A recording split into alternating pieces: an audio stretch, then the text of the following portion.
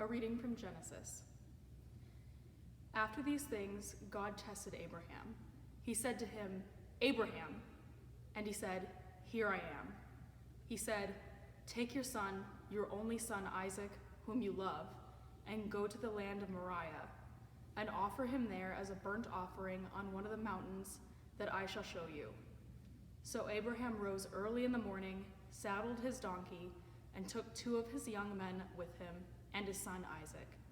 He cut the wood for the burnt offering and set out and went to the place in the distance that God had shown him. On the 3rd day, Abraham looked up and saw the place far away. Then Abraham said to his young men, "Stay here with the donkey. The boy and I will go over there. We will worship, and then we will come back to you." Abraham took the wood of the burnt offering and laid it on his son Isaac, and he himself carried the fire and the knife. So the 2 of them walked on together. Isaac said to his father Abraham, "Father," and he said, "Here I am, my son." He said, "The fire and the wood are here, but where is the lamb for a burnt offering?"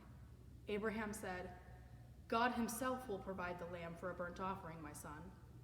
So the 2 of them walked on together. When they came to the place that God had shown him, Abraham built an altar there and laid the wood in order. He bound his son Isaac and laid him on the altar on top of the wood. Then Abraham reached out his hand and took the knife to kill his son. But the angel of the Lord called to him from heaven and said, "Abraham, Abraham." And he said, "Here I am." He said, "Do not lay your hand on the boy or do anything to him, for now I know that you fear God, since you have not withheld your son, your only son, from me." And Abraham looked up and saw a ram caught in the thicket by its thorns. Abraham went and took the ram and offered it up as a burnt offering instead of his son.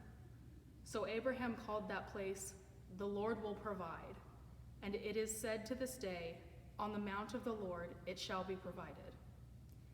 The angel of the Lord called to Abraham a second time from heaven and said, "By myself I have sworn, says the Lord, because you have done this and have not withheld your son, your only son, I will bless you, and I will make your offspring as numerous as the stars of heaven and as the sand that is on the seashore. And your offspring shall possess the gate of their enemies, and by your offspring shall all the nations of the earth gain blessing for themselves, because you have obeyed my voice." The word of the Lord.